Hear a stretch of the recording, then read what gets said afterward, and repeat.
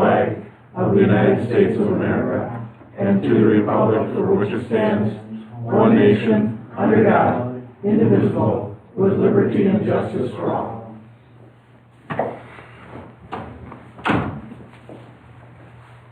Thank you. Thank you, everyone. Brad, I'm going to have you do the roll call and open meetings law, and then I'm going to repeat the closed session so people can hear closed session stuff. Go ahead. President Shu. I'm here. Trustee Pecca. Here. Trustee Finch. Here. Trustee Newman. Here. Trustee Millies. Here. This meeting was noticed and posted according to law. Thank you, Brad. I read this earlier because we did go into closed session at 5:30, but I want to read it again just so the public knows that we intend to possibly go into closed session, reconvene into closed session later in the meeting. Consideration and possible action on a motion to convene into executive session under Wisconsin State Statutes 19.85 (1) considering employment promotion, compensation, or performance evaluation over which the governmental body has jurisdiction or exercises responsibility, more specifically the rec director, DPW director, clerk administrator. Included in closed session were members of the village board, administrator clerk, recreation director, the village treasurer, the administrator clerk, and the administrator clerk may be excused during closed session based upon the board's direction. And also statute 1985 (1) (d), except as provided in state statute 30406 (1) (eg), and by a rule of promulgation under 30406 (1) (em), considering specific applications of probation, extended supervision or parole, or considering strategy for crime detection prevention. The motion will, there will be a motion, a roll call motion asked for, and no action will be taken in closed session. The board did meet at 5:30 in closed session to accommodate the recreation director's schedule. We were in closed session and we reconvened into closed session, and we have Devin Flanagan from Keller Builders on our agenda, and he was supposed to be here at 6 o'clock. I did send him a text. Chief's I'm trying to call him right now. He said he's coming, but I think to start Scott, because Scott, we're probably going to take a little time on you, right, sir? If you'd like. Do we want to do the rest of them? And then Yeah, come back? what we'll do real quick is any business that we could do. Oh, yay! Open comments. Oh, I'm sorry, yes, are there any public comments at this point?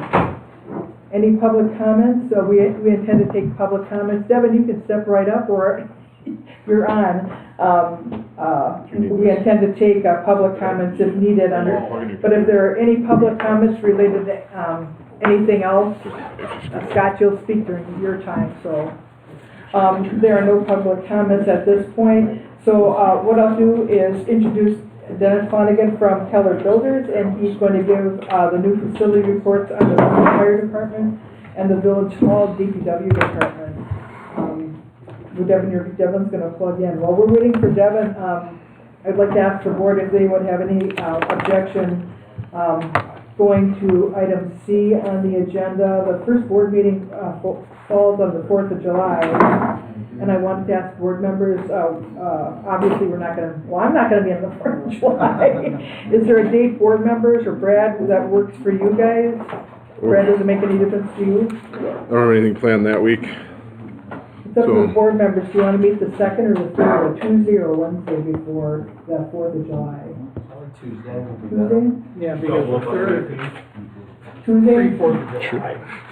You guys are in charge here, so don't look at me. Tuesday, July 2nd? Yep, that would be fine. Is there a motion to, I'll make that motion that we move our first board meeting in July instead of July 4th. We're going to make it July 2nd at 6 p.m. Is there a second to my motion? I'll second that for you. Discussion from the board. Discussion hearing none. All in favor of the motion signify by saying aye. Aye. Opposed? Motion carried. And board members, I didn't get a chance to pool other communities, but wanted your opinion on do you want to have the offices, all the offices open on the 5th? Historically, if 4th of July landed on Thursday, they had Thursday, Friday. I'll Off. grab my laptop. They should be up on Friday. Oh, that's fine, until I you're make a ready. motion that, the offices, except for the fire department, sorry, Alex. Make a motion that the village offices be closed on the 3rd and 4th Or of July. Fourth and fifth. DPW off then too? What's that? Fourth and Fourth and fifth, what's that? DPW And off. all offices, except for the fire department, are closed on the 4th and 5th of July. Is there a second to my motion? Second. Second by trustee Newman. Discussion from the board.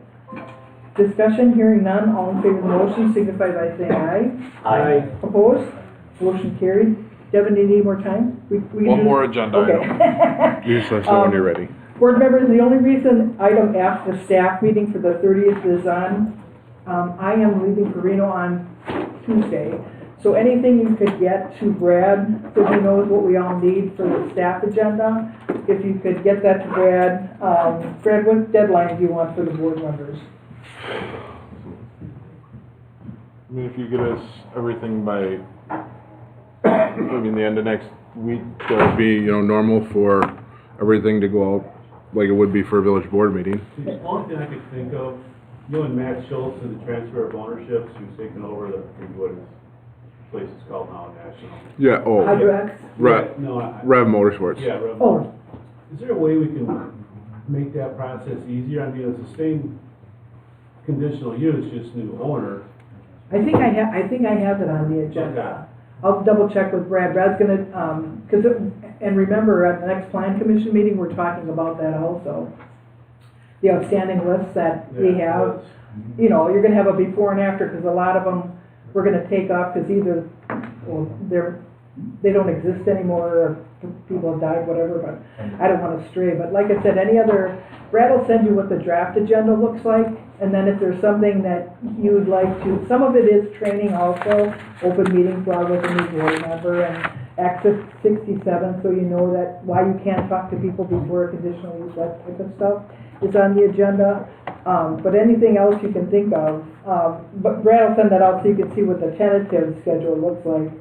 The other item that we could quickly probably take is, we'd like to schedule a meeting for the director of the Wanago Recreation Department to come here and talk to you about what they offer. Excuse me, the town of Wanago. Yes. Okay. He'd like to come here sometime in June to meet with you to, talk to you what, not that we're doing anything for sure, but we'd like to look at, all of our options and what we can do for, the recreation programs, in the village of Vernon. He indicated that if the board wanted to meet with him, he said June 5th, 10th, or 11th. June 5th, 10th, or 11th. And he'd come after, like 5:30, 6. That's a Wednesday, Monday, or Tuesday is what those dates are. The 5th is, Wednesday. well, that would be because we don't have plan commission. The 10th is a Tuesday, and the 11th is, 10th is a Monday, and the 11th is a Tuesday. What works for the board? Even a Tuesday, Wednesday for me. Gary, am I I'm getting pretty difference? open for anything. Dylan? It's like a rainy day. Let's do the 5th. Careful what you wish for. Wednesday the 5th? Yes. Is there a motion to set that meeting date to Wednesday the 5th at 6 p.m.? I'll make the motion. Okay, is there a second to that motion? I'll second. Discussion from the board. Discussion, hearing none, all in favor of the motion signify by saying aye.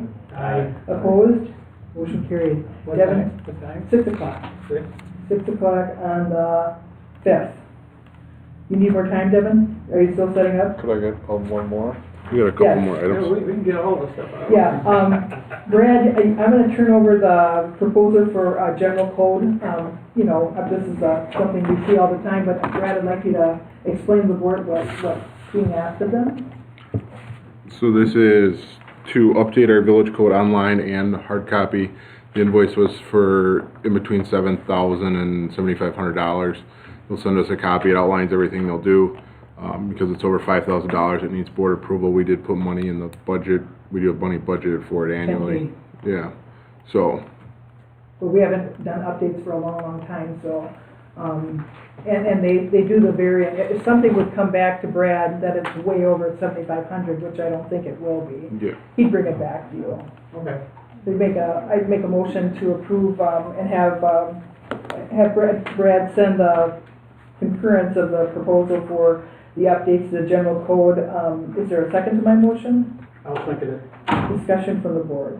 Should get a discount instead of so much. Further discussion from the board.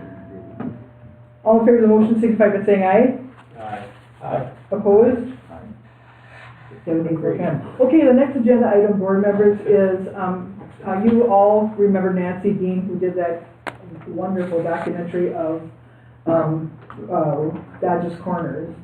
She'd like to work with me on inventorying. We have boxes and boxes of, I'm not talking about the boxes of confused that we have to scan in, but boxes of, historical documents that she's volunteered to help me go through all those and, you know, get them all inventoried.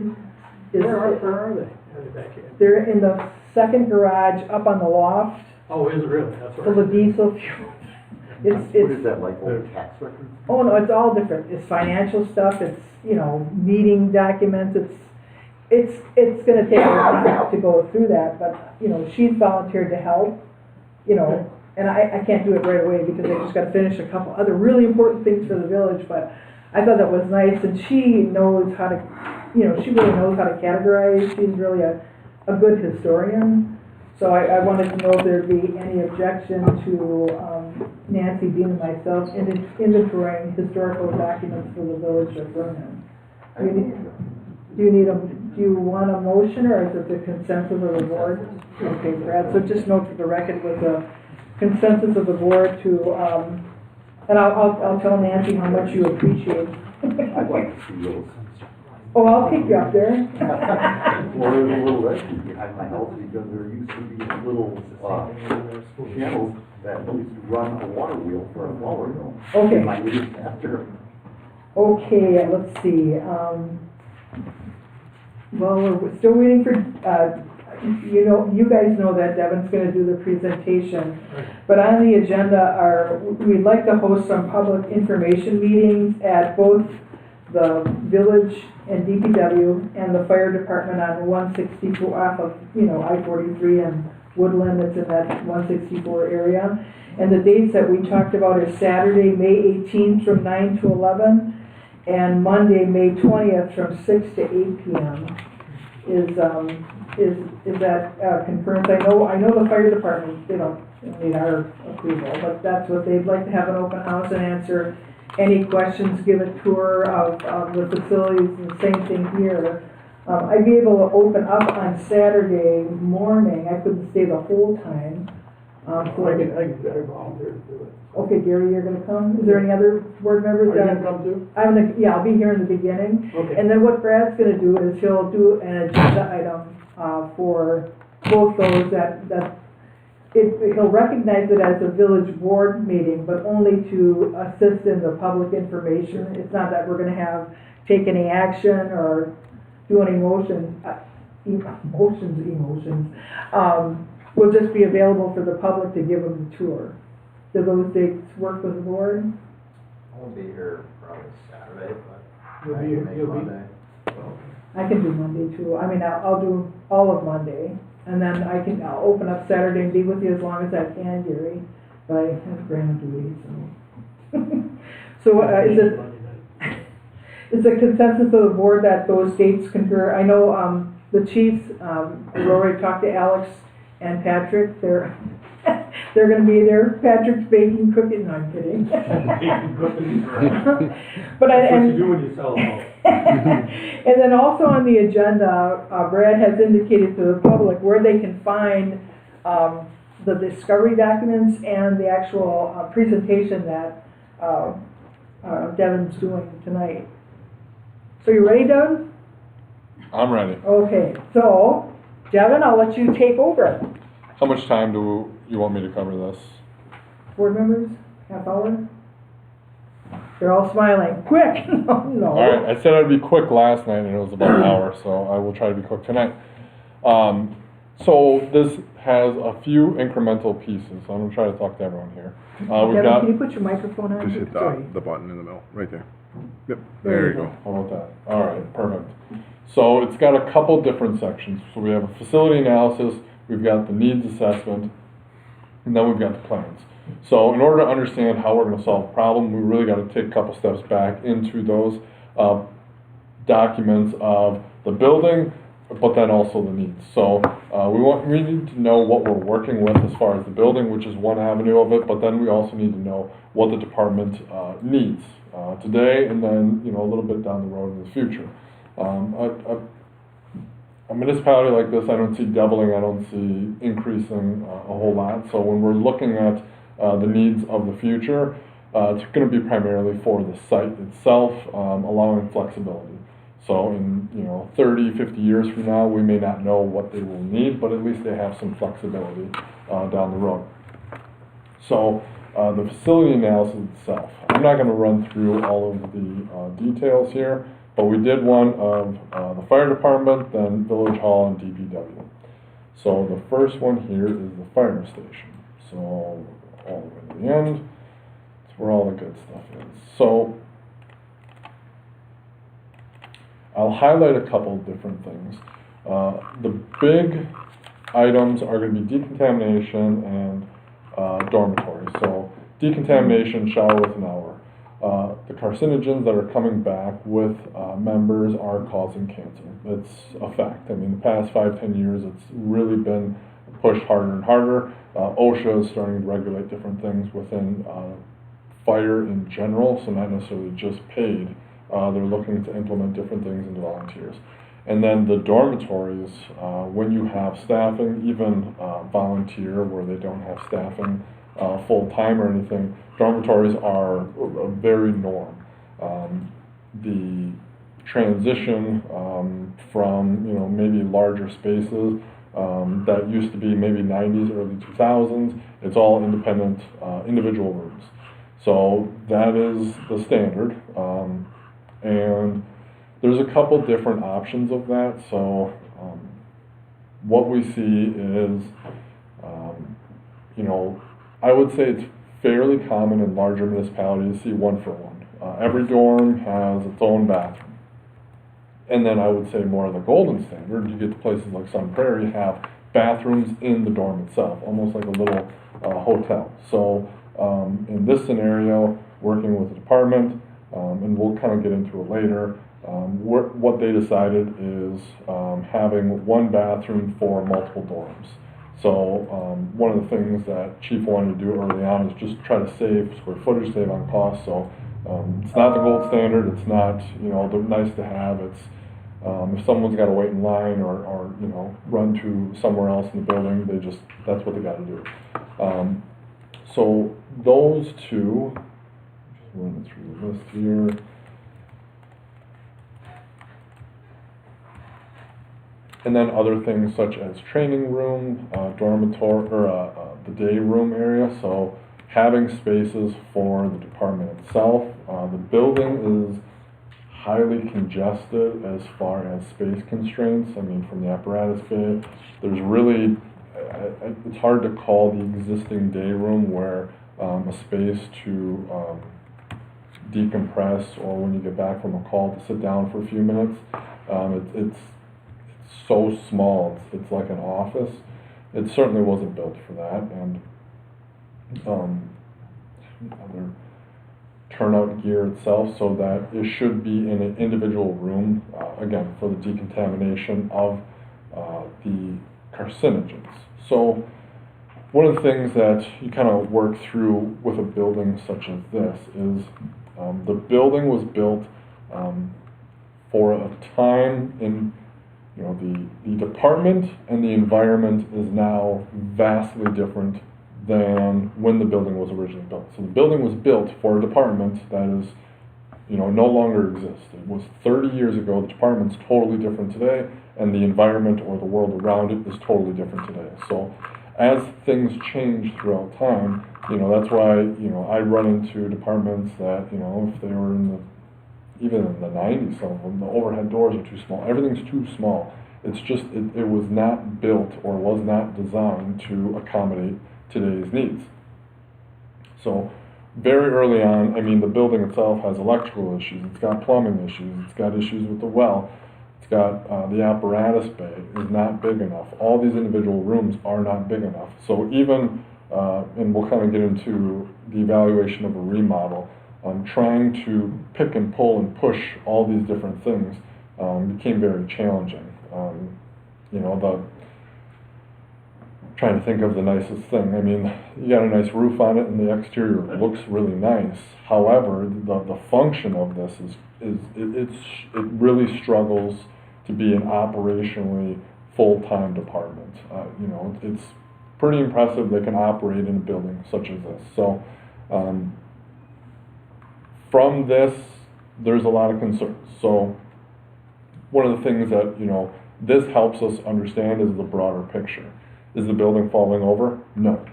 So we want to take all this information, we want to start implementing it into different solutions. So our next step with this is the discovery booklet, or the needs assessment. So what this does, it's an interview process with a licensed architect going through the individual needs. And the needs of each individual space, why you need it. So again, kind of the identifying and evaluation. Early on in the project, trying to understand what are the goals, why are we doing this, what are we trying to get out of this. So creating adequate space for dormitories, sleeping rooms, meeting the needs of a full-time department with sleeping, kitchen, day room, restrooms, training room, increase or remodel the size of the apparatus bay to handle all the equipment, create sufficient storage space to meet the needs of the department, provide adequate training, possible space for sheriff's office. So early on, almost a year ago, these are the things that are driving this project.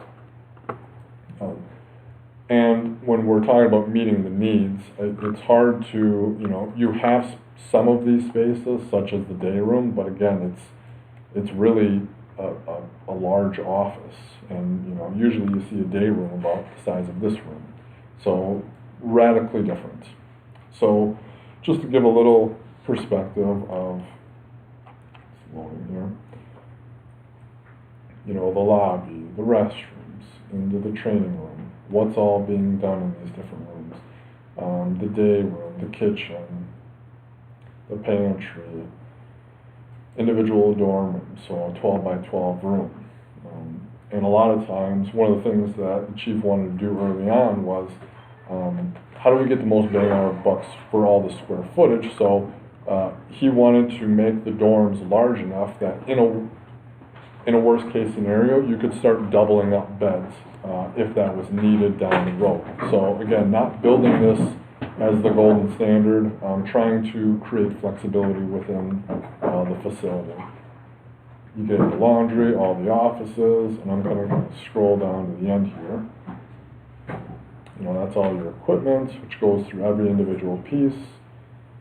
And there we go. Here we go. So we are left with about 24,000 square feet of what the true needs of this department needs to function. So then we looked at a couple different options early on. So one of the, I don't want to say obvious, but one of the things we really tried to push was just throwing an addition on. However, right off the bat, we are currently at, I think it's 10,000 square feet, 10,000 or 10,500 square feet for an existing building. And now we are adding on roughly 14,000 square feet. So the building is more than doubling in size. So when we're looking at an addition, we're essentially taking, we're taking a one bedroom house with one bathroom, that no attached garage, and we're trying to put on three additional bedrooms, 2 bathrooms, and a 3-car garage on this little house. So it's becoming very complicated early on, trying to add on enough square footage, yet keep the flow. So where the building is on the property created some unique challenges where we were essentially adding on to 3 sides of the building, and we were tearing one of the walls down, and we were essentially gutting out the entire office, training room in order to make that flow. So I'm going to jump ahead here.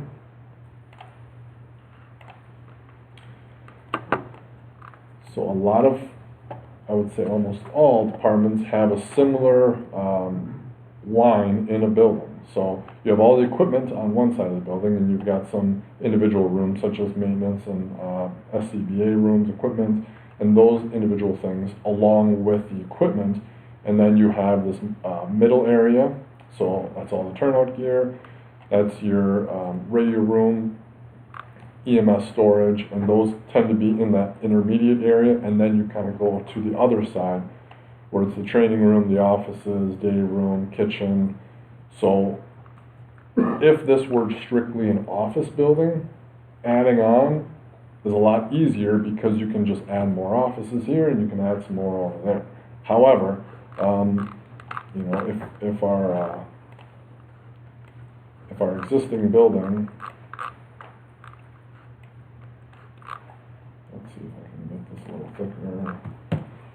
If our existing building is there, we're now adding on to all of these different sides and trying to extend the apparatus bays that are deep enough that we can double stack all the equipment, and we're pushing every side out.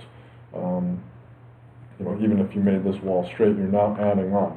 And the other problem is where the building currently is, we would have had to take, I believe, one of the apparatus bays and put them into the, what would that be, the office / day room area, and essentially cut out the concrete, because that's probably going to be 4-inch concrete, and now we got to put in 6-inch concrete for all the heavy equipment. So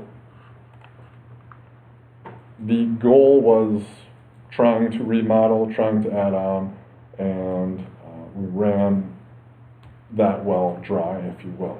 So we then went to the other solution of, well, can we fit a new building on the existing site? So as you can see, this dotted area is the existing building, and as I mentioned, I believe this is the office area. So some of those bays would have been going essentially through the training room and the kitchen area. So again, you're talking about all the plumbing, all the electrical. You're trying to selectively demo essentially every wall in the existing building, and then you're going to change the roof lines. You're going to rip into the roof, and you're going to rip into almost everything. Into a building that's 30 years old that had a substantial amount of deferred maintenance. So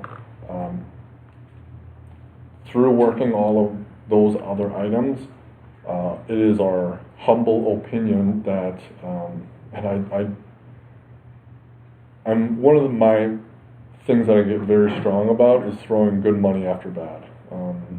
At the end of the day, the last thing anyone ought to do is invest money into something that's not working already. I mean, you already have a building that doesn't work. You don't need 2 that don't work. So making sure that you're putting money into something that you're not going to have to touch for 20 or 30 years. I just had this conversation in Newton last night, a different fire department, where I always ask this question of, if we do this project, are you comfortable not touching this building for 20 to 30 years? Because I can promise you, having gone in front of numerous communities, answering questions, that is the last thing you will ever want to do, is go in front of them and ask for more money. So when you look at this, it needs to be exactly what you need. Nothing more, because people are going to ask many questions and they're going to understand. Getting to a point like this where we have everything shaved down to, removing additional bathrooms, trying to squeeze out all the square footage of those dorm rooms to eventually double up if it's needed, things like that really make a difference. So that is where we got with the fire department, and we did the similar, almost exact same process with the village hall and DPW. So again, going through the facility of your existing village hall and your DPW. So I can even tell you right off the top of my head. The main concerns with this building are the DPW. It is unsatisfactory to probably OSHA, probably, when you compare it to other places to work, you have to work underneath equipment outside. You don't have a lift, you don't have accessibility to work on equipment. It is rough. And again, as I mentioned with the fire department, times, I always use kind of the environment. So as things change in the world, the building can't change, it's fixed. So that's staying the way it is whenever it was built. And this is certainly not caught up. So on the other side of Keller, we do a lot of commercial industrial. It is extremely common for large, like Richter Schnells and things like that. All the equipment bays are all AC. They're all, most of them are epoxy floors. They are extremely nice because they need to keep employees. And your facility is,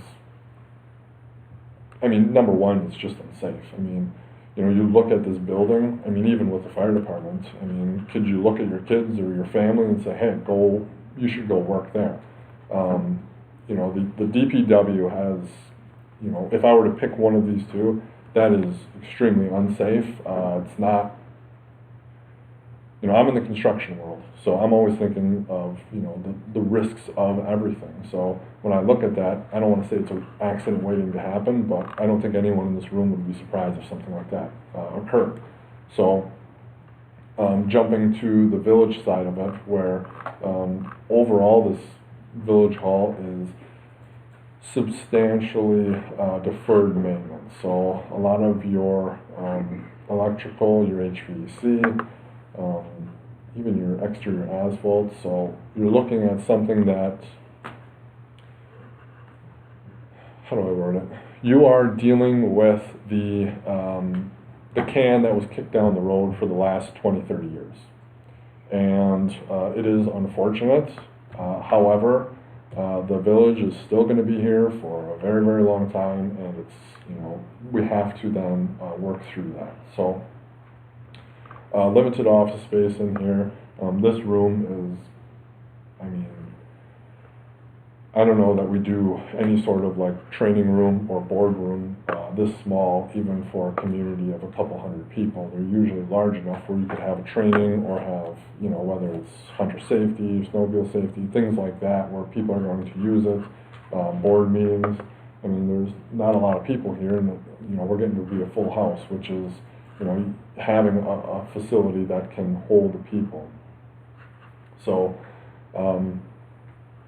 this building, we wrestled with it quite a bit, and I very flatly said, sticking money into this building is throwing good after bad. It is, the community has gotten their money's worth out of this building. It has done a phenomenal job. It has been little of a burden because not a lot of money has been invested into it, and unfortunately, when it was designed, when it was built, it wasn't exactly put into a great location where you can start adding on, as far as expandable end walls and things like that. So, looking at a remodel, I'm very hesitant to recommend any sort of remodel addition where we're in a position where so many bad decisions have been made that starting from scratch, in my opinion, is the best solution. I just would hate to, I always tell people, once you do a municipal project, you're married to it for 50 years. Are you willing to marry this thing for another 50 years? I would struggle with that a lot. So, we walked through the fire department, and the other avenue of the fire department, so we looked at a remodel, we looked at an addition, we looked at the remodel addition, then we looked at going off-site to different locations. Well, we looked at some potential properties. However, this particular property is utilized for municipal buildings only with the deed itself. So if it's not a fire station, it has to be some sort of municipal building. And on top of that, as far as a response time, it is in a phenomenal location. So it has everything going for it, except there's a building there. So, and the building that doesn't work. So working through the construction, we've talked about it quite a bit as far as going to Station 2 and trying to navigate that construction process. Not all that exciting for the department, however, it is temporary. So unfortunately, or fortunately, you know, looking at a temporary structure for dorm rooms is going to be better than what they have right now. So even a trailer with a couple of rooms is going to be quite a bit better and more accommodating than what they have. So then we looked at the site a little bit, and now we'll jump, trying to think of if I missed anything with the fire department.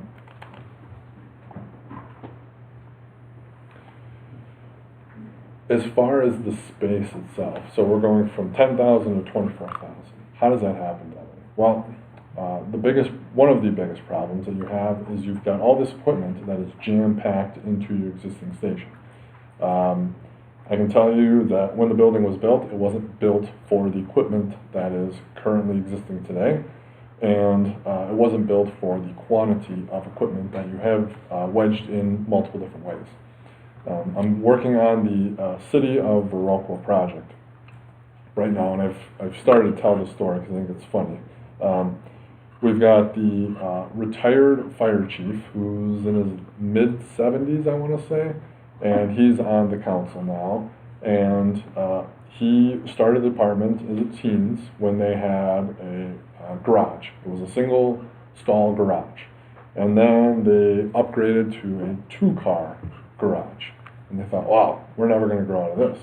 And then they upgraded to a building that was down the street. I think it was a half of an existing building. There was a brewery or something. They thought, wow, we are never going to grow out of this.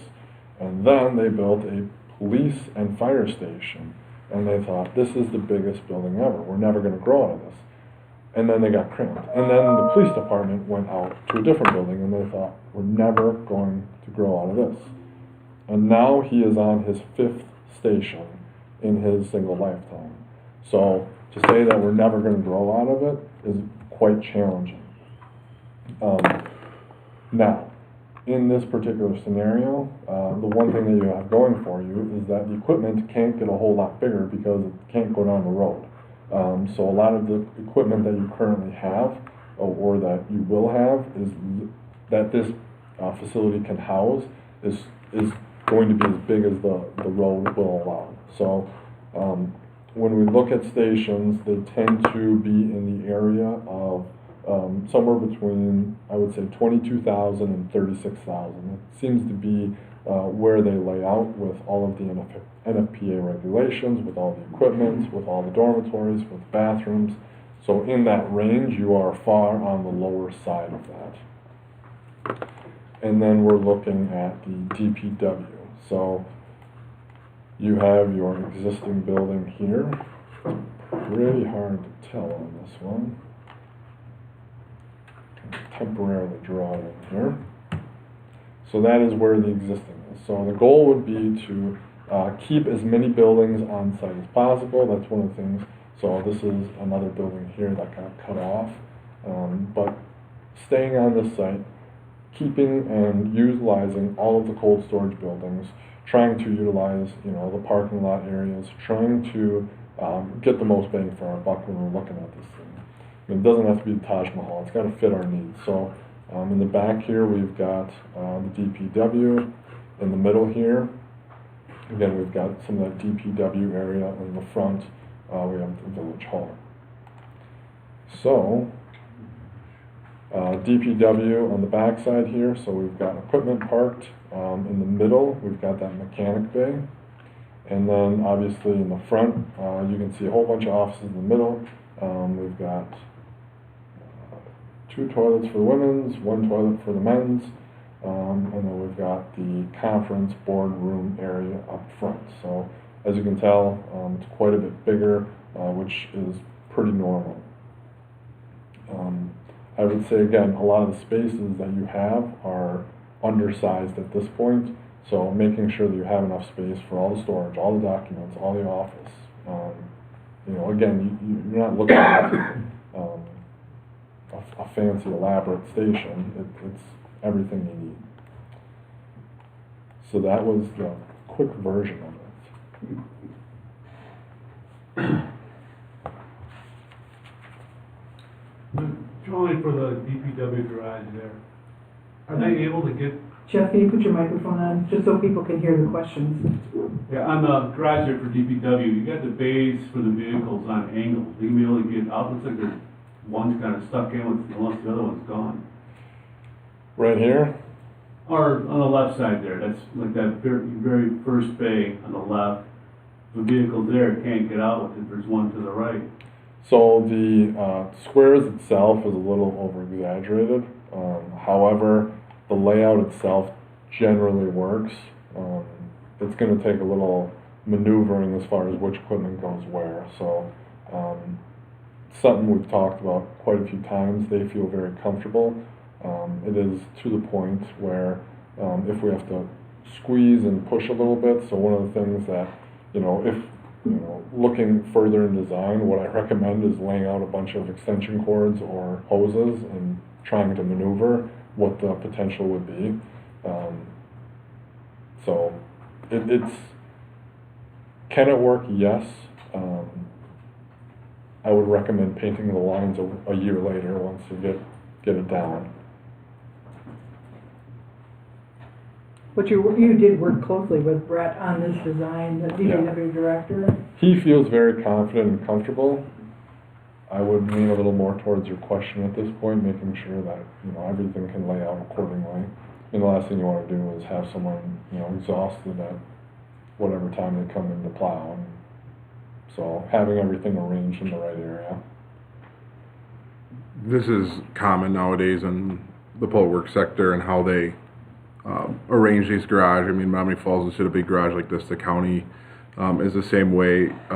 We talked extensively, Brett and I, on this in terms of, do we do something like the fire department where you have a lot of overhead doors, and then or do you go something like this? And we, you know, Brett said he's seen this work in the past. It works good. You know, we talked about, you know, the cost of each overhead door and things like that, how that could potentially be a lot more cost-wise than just this setup plus the maintenance and somebody backs into it, things of that nature. So, you know, like President Shu said, I think, you know, we've exhaustively talked about this, and Brett's confident that we can make this work. It just looks tight on paper. And to give you perspective, the overhead doors are 20 feet wide. So, I just got a question. I mean, the lower left of the four quadrants there. This one? No, the DPW, yeah, that one. I mean, wouldn't it make more sense to just turn the trucks the other way, or is there a reason that, like, angle it towards the right instead of the left there? Because then they're not turning towards the building, they're turning away from the building. They would be coming in from this door and probably turning in there. Oh, that's a turning door, in. I can't see Yeah, it. sorry. So this is an overhead door, and that's an overhead door, so they're driving through the center there. Never mind that. Yeah. Because there are other times where I've seen it both ways, and sometimes they want to drive in and park, while others will drive in and back in, which I've seen work really, really well also. Into Devon, are these set up for like I think the length is for like a tandem axle truck, so Yes. you know, the trucks we currently have are singles. We've talked about, you know, potentially maybe a need for a tandem in the future. This gives us that space in the future to allow for that expansion, which we wouldn't have currently in our current garage setup. So, you know, as we talk about space, there is, you know, lengthwise plenty of space for trucks in the future, which will help. You know, the trucks that they're seeing now are becoming bigger and bigger and more sophisticated than they were in the past. The only thing I'm wondering for myself is... Microphone? Oh, I'm sorry. The only thing is, oh, did it go on? We got to talking together. Well, the only thing I'm wondering for myself is, C and G trucks could be the thing of the future, you know, like would C and G lines be run, you know, where they have like hookups to the trucks, and what would be used for like a heating system, because with a C and G trucks, you cannot have like those furnaces like Resnor or Moldings, you know, you would have to have infrared heat. Yes. You know, that's one thing I'm wondering about. So, with the introduction, it's been a pretty big transition over the past 5 years, and there's been numerous examples. There's been a substantial switch over to in-floor heat for all DPW and all fire stations. The brine that's being put on the roads is eating the chassis to an extent where there's a department that I know very well that runs quite a few calls, and their galvanized chassis that they paid quite a pretty penny for are starting to corrode after 5 years, and they are struggling to know what to do with. However, that is a station that does not have in-floor heat, so all the snow, everything, it just rots and rots. So with all the brine that is going down, it seems to be the thing that everything is transitioning to from the county down the pipeline. So having that in-floor heat, getting everything dry right away, that would be the goal, to keep those trucks, because they are not inexpensive, keeping them as long as they can. Does that answer your question? Mm-hmm. Okay. Other comments from the board? Yeah, I just want to let people know these 4 books that were the studies and things talked about. It's now on our website, on the documents on demand. You go there, you go under village board, and it's down at the bottom. Brad got to put on fire department and village hall. So all these things are here. The study, both studies and both discoveries are. And also, Brad, you put up the financial information also, Yes. just so the public can see everything. Yep. And hopefully, the biggest thing is getting people to come to the open houses and ask their questions, and because we really would like feedback from the public. Yeah, any questions, any thoughts? I think it's very important that everyone's educated and aware of everything that's going on. You know, doing these projects all the time, I feel like a board member sometimes, where it's like, oh, I wish a lot more people would show up. Unfortunately, when we have a lot of open houses and things like that, you know, 20, 30 people show up tops, where, you know, you wish a couple hundred would. I think you said the last meeting, like every year we delay this, costs go up about $1.25 million.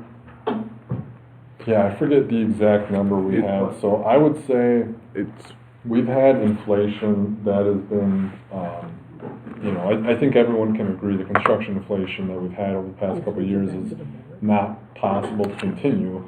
However, I think we are now, you know, I would say since 2010 there's been concerns of labor forces and how that's going to, I think we're in that now. I think a lot of people who wanted to retire, retired in COVID, and I think the tension is there with labor, and I think it's only going to get worse from year to year.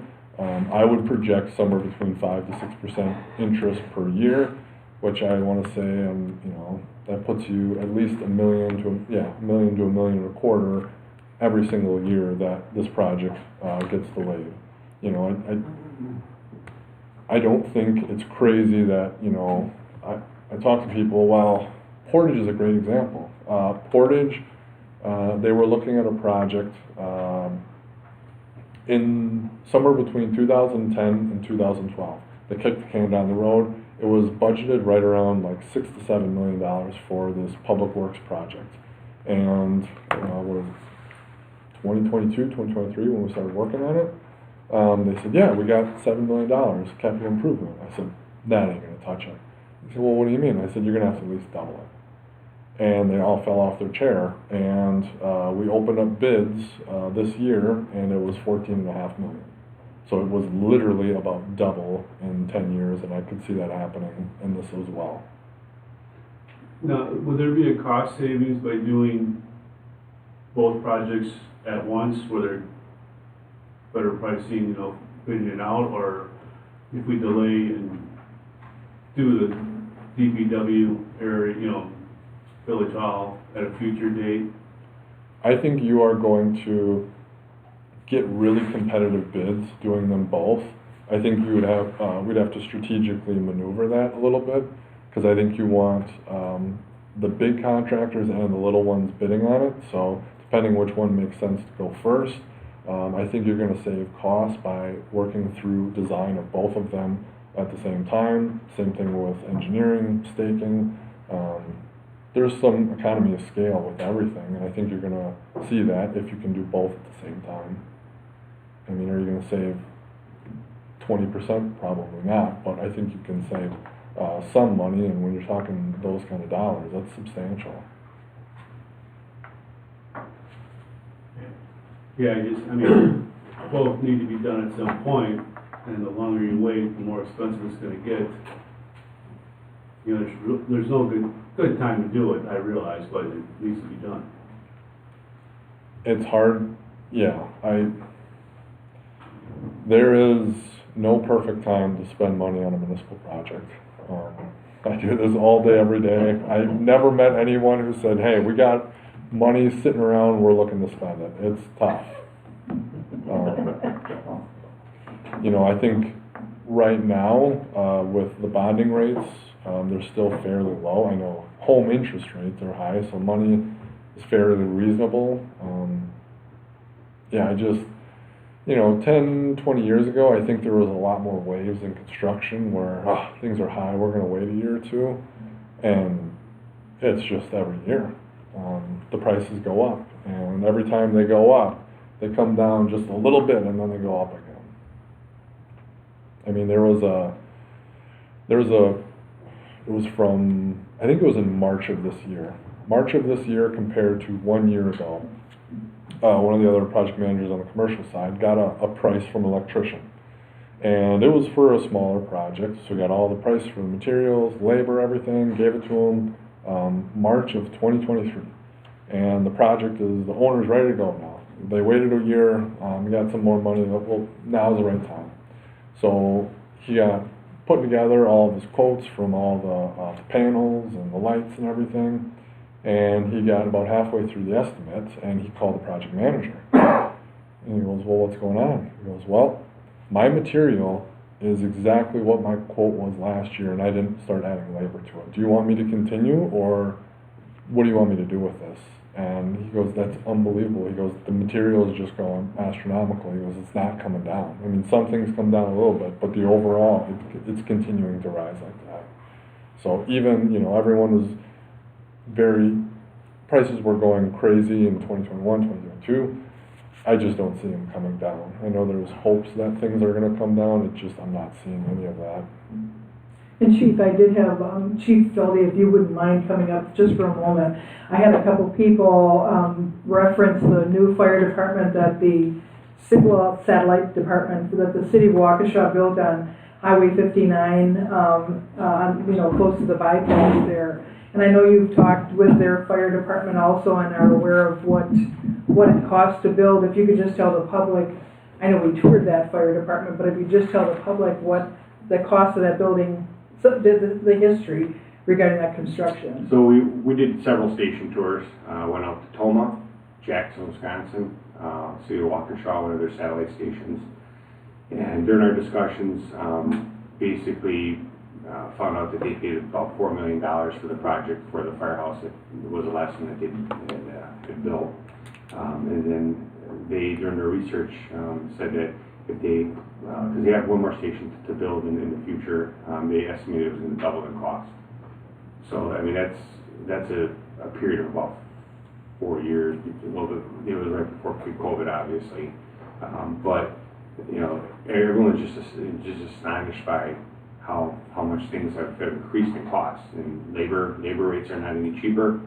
You know, we're seeing that on our fees for maintenance on vehicles, repairs to our station, things like that. Everything is just so much more expensive, and you know, it's not a surprise that building a new firehouse. You know, when we talked about this, in 16, 17, we talked about when we borrowed some money. You know, we had talked about needing about $4.5 to $5 million to build a new firehouse, and now we're at a much different point in time, and obviously a lot more money. Thank you, Chief. Board members, I know you've seen the presentation before. Any questions for, and I know we've talked extensively to the DPW and Brad, and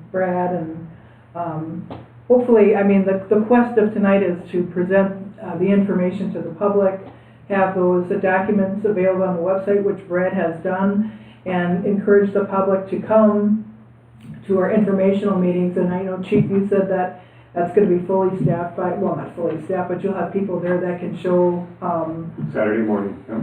Saturday, and are you also going to do the Monday? Saturday, the Monday, 9 Okay. a.m. to 11 a.m. on Saturday, and then 6 Monday? p.m. to 8 p.m. on Monday. We'll have some fabulous tour guides, and we'll show you around. And we'll also encourage the public too, if they have questions, to call any board members. Unfortunately, calling the fire department, I really don't want people to do that, because those lines should be open for, you know, our emergency people to take care of questions in regards to issues, health issues they might have for fire. But we can connect them with, if they contact board members or Brad, we can, you know, facilitate a number or something, you know, one of the chiefs that they can talk to if they want to do that. But the biggest quest too is to have the public. We really would like your feedback. So if you can't attend the two public meetings, if you could email us, call us, give us your questions, your concerns. That's what we're really looking out for. And I know the fire department's always been open, and I think that's a real. You look at the outside of that building and you think, well, that's a pretty nice building, and then you get inside and you see all the tremendous amount of complications Well, to deal with. and to be quite honest, for many years, the members of the department made things work, because that's all they've had. And we've gotten to the point that making it work does not work anymore. You know, in the past, they remodeled the kitchen on their own at a substantial savings to the community. They sleep and they live in conditions that really are not very conducive to being relaxing. You know, I mean, these people are here on holidays. They're here 24 hours a day. They're here taking care of our community, and I think that we owe it to them to provide them with a safe workspace. I feel bad too, Chief. We always have time off for staff, you know, the administrative staff and the DPW staff, but you guys never get any. You know what? That's part of the game. And I know. Our people take a lot of pride in providing high level service to our community, and that's something that I think that is important. And a new facility also is a good recruitment and retention tool as well. So it's going to benefit our community for many years to come. And Chief, I know you could do an hour on this subject, but everybody in Waukesha County is just clamoring to get people to serve on their fire departments. Competition is cutthroat for people. Paramedics, EMTs, people with strong certifications. You know, there are some departments that are using people who don't have certifications, which is a huge liability. We're much better than that, and I think that, you know, having a well-rounded department that provides a high level of service comes at an expense, you know, and right now that's our greatest need, is making sure that our people are taken care of.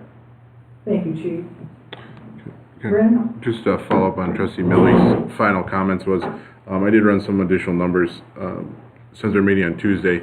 If we were to delay the Village Hall and DPW project, let's say 5 years, as we talked about, using Devin's, you know, figuring of a 5% annual increase in construction costs, and using the same interest rates that Justin Fisher from Baird had provided us, we're looking at, you know, roughly for a $400,000 home, by delaying it 5 years, they're going to pay an additional almost $1,200 in taxes over the lifetime of that loan, 25 years. And if it's a $650,000 home currently, it's going to be close to $2,000 in additional money that they're going to have to pay in taxes to cover that cost of delaying it 5 years. So, you know, to Trustee Millie's point is that at this point, delaying it could potentially, you know, affect the pocketbooks of our residents even further than what biting the bullet now would do. And also, when we did talk to, I know board members know this, but when we spoke with Justin Fisher from Baird about who has done our previous finance, work, we did had him put in the $2 million every other year for capital improvement on our road projects, because we're trying to stay on task with, our rotation of road projects, which are ungodly expensive, and once anybody knows, they're getting more and more expensive every year we do them, so, that's always a need that we have, unfortunately, I mean, everybody wants to keep their levies as low as possible, but you also have to meet the needs of the public, so. So, board members, any other questions before we let Devin and the game go? Once again, Devin, thank you so very, very much. I know in the Discovery you have a list of all the meetings we went to, and it doesn't include all the touring we did, but, I mean, the amount of work that Devin and Chris have put into this is phenomenal. Yeah, it's the goal is to get to a point where everyone's comfortable with a recommended solution. You know, there's a lot of different options that we evaluated early on. There was, you know, one of the benefits of the role that I have is, you know, municipalities work with me from day one all the way through. In doing that, I've learned that if something looks funny early on, it should shake out. So, you know, there was a lot of cuts early on with square footage, trying to make things work, trying to stay on site. And, you know, we got to the point where we shaved everything we could and felt that it was appropriate to kind of take that next step is where we are. Thanks again, Devin. I'm sorry, thank you again, Devin, and we look forward to giving you all the feedback we get from the public, and thank you again for all your hard work. We appreciate it. Absolutely, thank you. Alrighty, guys. Chief, you didn't have any report or anything, did you? Okay. Well, what we're going to do then, I do have on the agenda if there's any public comments or questions that someone would have from the public. Go ahead, Ed. Just state your name so people know who you are, because you're on TV now. Ed Moline, South 67 West 2435 Skyline. And the only question I had, when you were looking at drawing of the new bays for the trucks for the DPW, it looked like you got really close to the salt shed with the layout. And I know the regulations on salt sheds are just crazy nowadays. We wouldn't want to have to move that shed or do anything like that, right? No, good. Devin, you want to take that question? Sorry, I thought I could let you go. I know all the setback is almost got out the door. No, I'm glad you asked. That's a good question. You are 100% right. So the regulations on new salt sheds are quite extensive. However, as far as proximity with a new building next or adjacent to a salt shed, you don't run into all of those. So eventually, what happens to lots of salt sheds is they just slowly crumble over time, and then your new salt shed is going to have to abide by all of those. Okay, so we're grandfathered or whatever for whatever and we have enough proximity between the two buildings to bring the trucks, because it looked like it's hard to see from that drawing where the salt shed wall was. Yeah, we had a couple. Boy, it looked like you were getting real close.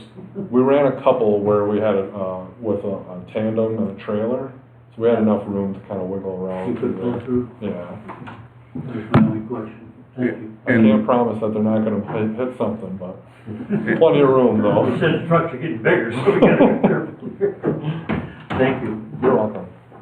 Thank you, Ed. Any other comments from the public?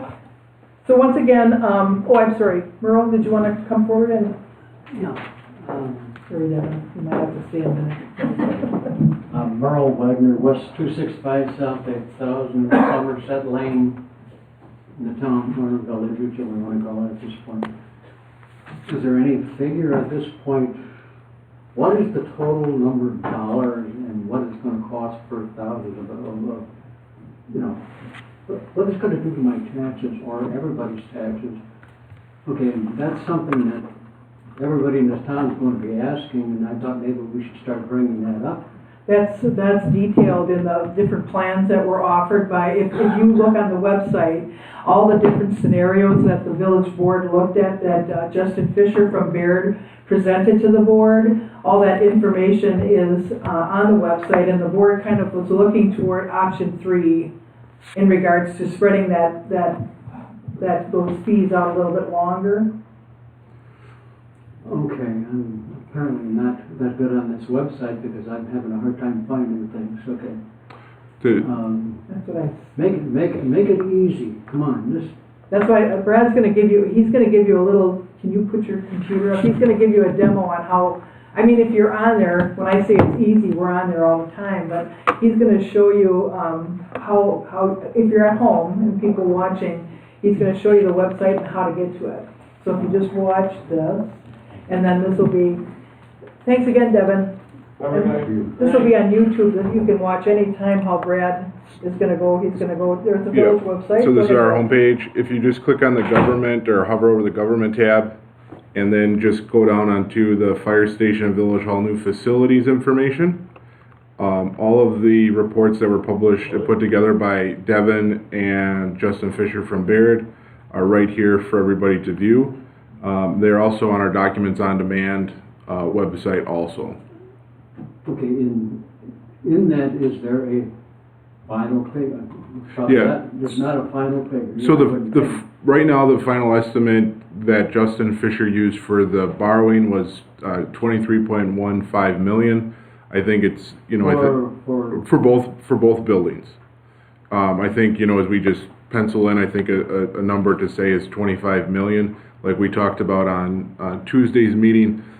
We won't know the final figure of this project until all the bids are in. These are all estimates at this point. So I think if we use a number like $25 million as a rough estimate as we get closer and finalize plans, because right now the plans we have are rough. We haven't even talked about interior finishings, any specialized electrical or other utilities internally that would be needed.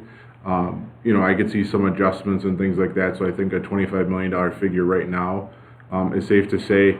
When we looked at how that was all going to be paid for, Justin Fisher laid out several borrowing options for us: a lump sum borrowing, 2 borrowings to cover the cost, or 3 borrowings to cover the cost.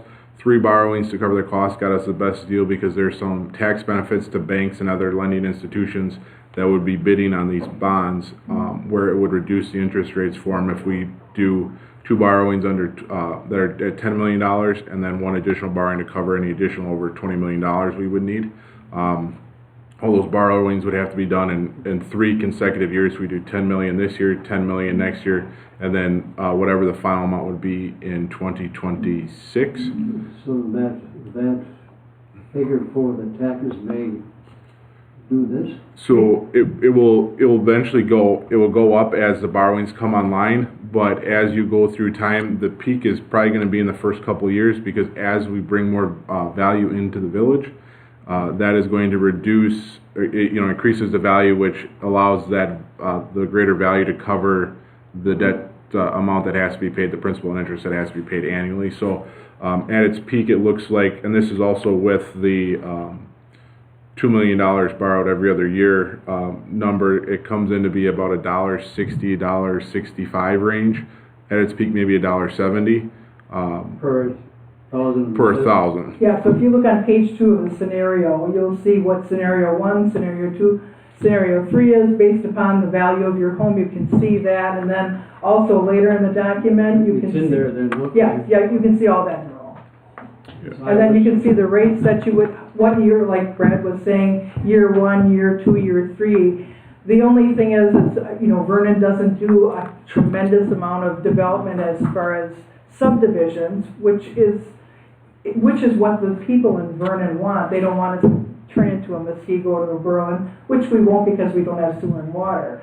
But we do have commercial development that's coming in, and anytime we get more development, that'll increase our assessed value, which will spread that cost out even further. And the time frame too.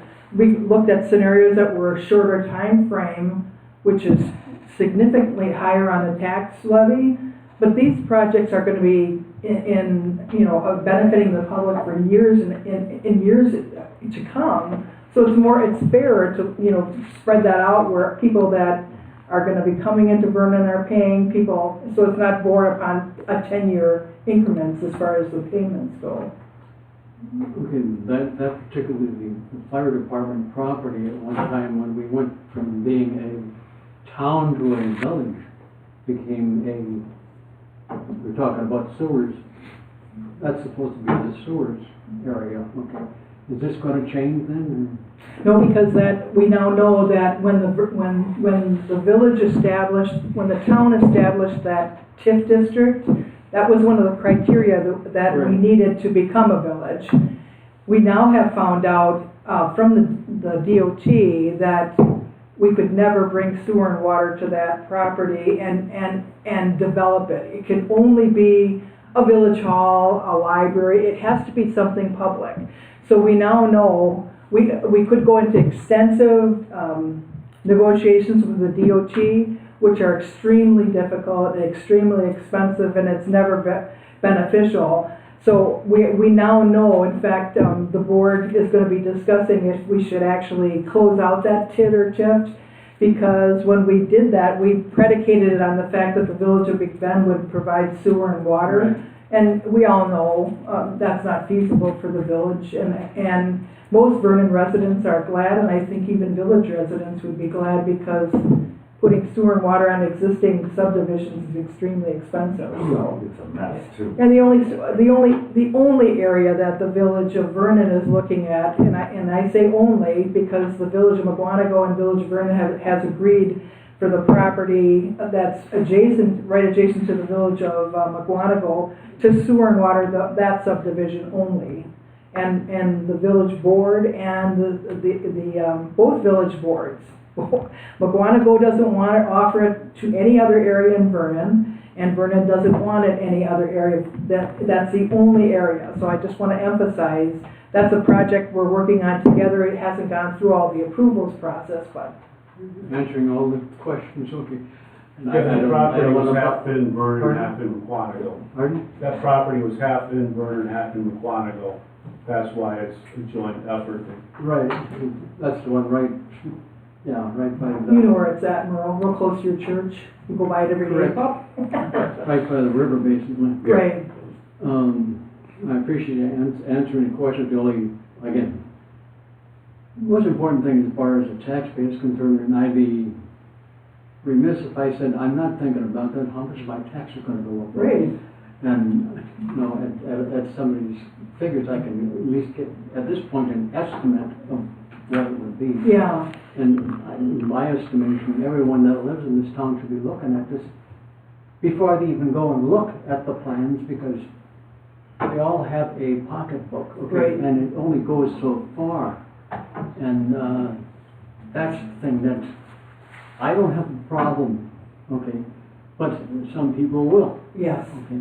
absolutely. And that worries me for some of the people. Right. Right, like I said, Merle, and I think it's laid out really nicely. When you go in and see the financial document, even previously when we did our borrowing of maybe 3 years ago, phenomenal, and you know Baird's reputation, and we have always worked with Baird. We have looked at other lending institutions or companies, but Baird has always worked the best for us. All right, I'm sorry, I've taken a break from being part of the Oh, no, we town welcome. for a while, so I appreciate getting the answers. Thank Yeah, you. and like I said, Merlin, we hope to see you guys I know you guys have been here before and you're here tonight, but we hope to see you again. It's it'll be interesting after you get a chance to, I know Devin did a great presentation, but it's nice to sit at home and scroll through the information and look at the information and. Basically, you're looking at boxes right now, and my age is pretty small. Well, and the nice thing too, you can expand them I'm kidding. on the internet. You know, looking on site, you can expand it, look at what the bedrooms look like and. Thank you. Thank you again. Thank you so much. You guys have a good night, and we hope to see the public. Once again, those public Meetings are Saturday, May 18th at both the Fire Department and Village Hall from 9 a.m. to 11, and Monday, May 20th from 6 p.m. to 8 p.m. at both facilities. Thank you again. Scott, I know you've been very patient, so Scott, you want to come up and talk to the board?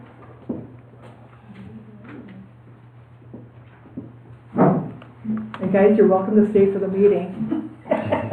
Nobody ever comes, so. Scott, I know at the last board meeting you asked to be put on the agenda. You wanted to discuss some of the bills you received for your development. So I'll turn it over to you, Scott, so you can explain to the board what you'd like to talk to them about. Okay.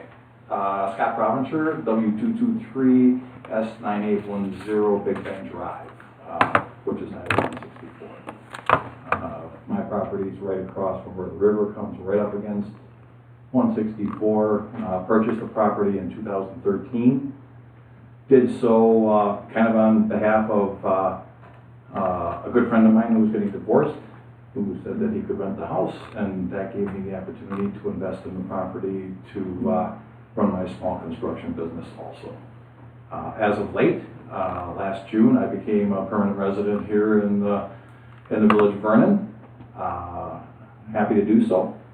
And at about the same time in June, I got engaged, and you've met Mary Ann before.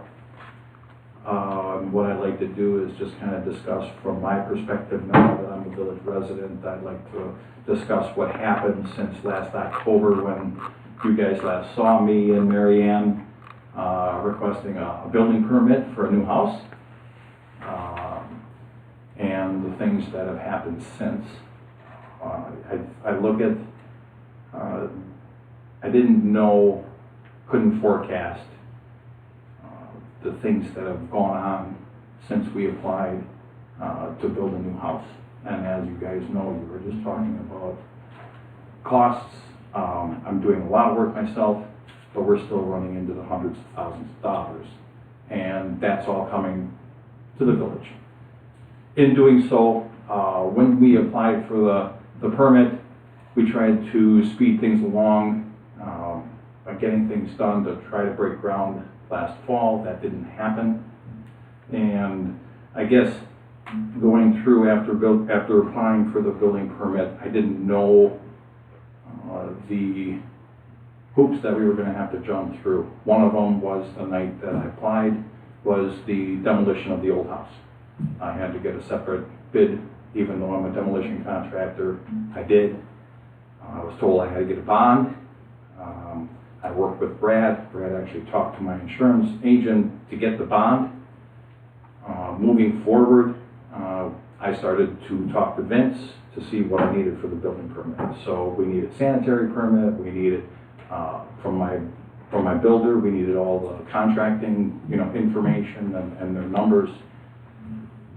It was incumbent upon me to get the zoning permit. When I got to the zoning permit, I talked with Sean, and then that's where the bond for the demolition of the house came into play. I think we looked at it from several different directions to try to keep the house. We couldn't come up with any viable solution. Worked with Brad, talked to Sean, tried to separate the lot. Nothing on the 8.5 acres could keep that because of what I am zoned currently. Accepting that, I moved forward. I said, I'll get you the bond. In doing so, I had some correspondence with Brad. He then told me that the village attorney did not like the bond issue. My banker couldn't understand it. My insurance agent couldn't understand it. Worked with several different people. The attorney came back and wanted a letter of credit. In doing so, it's determined that I need $20,000 in the bond, and I would need a letter of credit from my bank, which costs $275, and would have to actually keep $20,000 in cash in the bank until the project's completed and the house is demolished. Everybody here just talked about finances. Everybody here talked about how expensive things are. I was told at the October 11th meeting I needed a bond. That's what I pursued. That's what I was told. That's the information that I had. Letter of credit keeps me from spending $20,000 on my house, and I think we all know what the expenses of building a house or just the materials are. That's a lot of money. And to speed things along, I got the letter of credit, said, let's go. Brad took a check in lieu of the letter of credit, then I got the letter of credit for Brad. I'm getting the check back, it's not an issue. I said, well, then let's go. Give me the zoning permit, let's, I could break ground before the end of the year and maybe use most of the winter to work on the house. We now need, and Sean came out with a letter of access. First I'd heard of it, didn't hear about it in October. And I said, what's the letter of access for? Well, if you don't tear your house down, the house that's existing, in 60 days after you get occupancy, we have to have the right to come on your property and demolish it for you. That was never talked about in the October 11th meeting. What is this? I said, fine. I talked to Brad. I said, I'll sign your letter of access. Can we get going on the project? We don't have one. There is no such document. It doesn't exist. So we have to draft one. He gave me the option of hiring an attorney to draft a letter of access for the village to come on my property to demolish my own house. But then the village attorney would have to review it, and if he didn't like anything to it, it would bounce back and forth between the attorneys. I said, why don't you have the attorney, if that's what it's going to take, draft a letter of access. He did. I know I'm going to do what I say, and I agreed to tear the house down 60 days after occupancy, but if you read the letter of access, Karen has it, I don't know that you guys would sign it. But to move the project along and to break ground and get this thing done, it pretty much indemnifies the village of any wrongdoing or any damage on my property, even if it's not just to the house.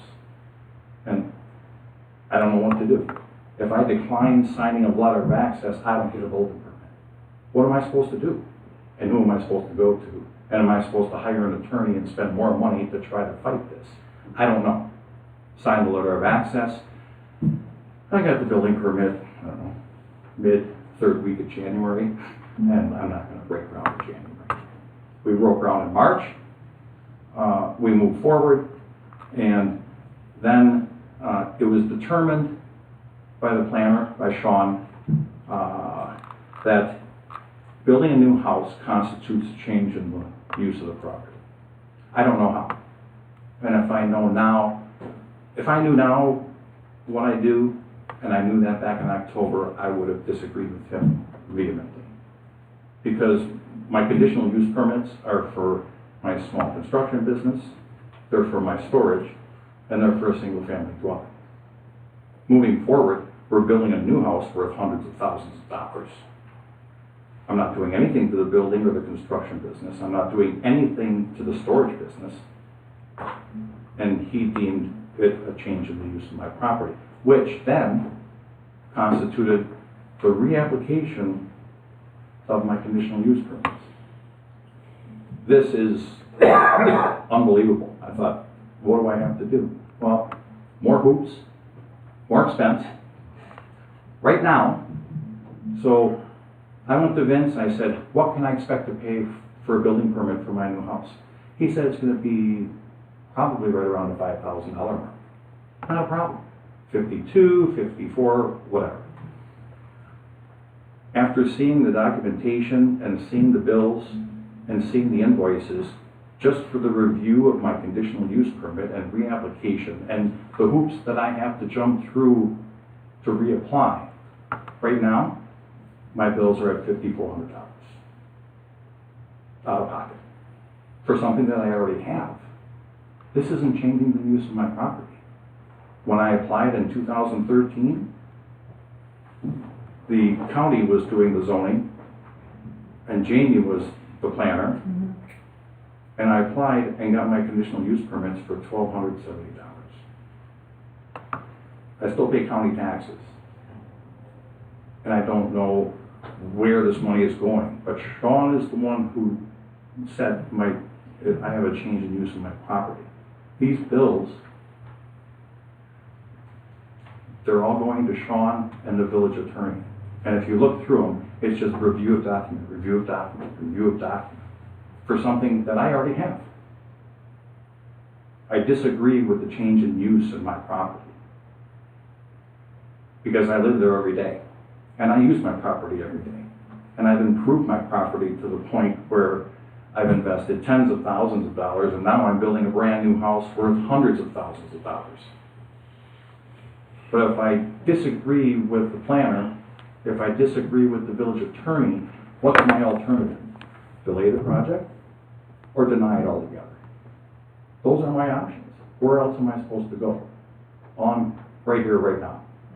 I'm here in front of you telling you that there isn't anywhere else to go. There isn't anyone else to speak to. I want to bargain in good faith.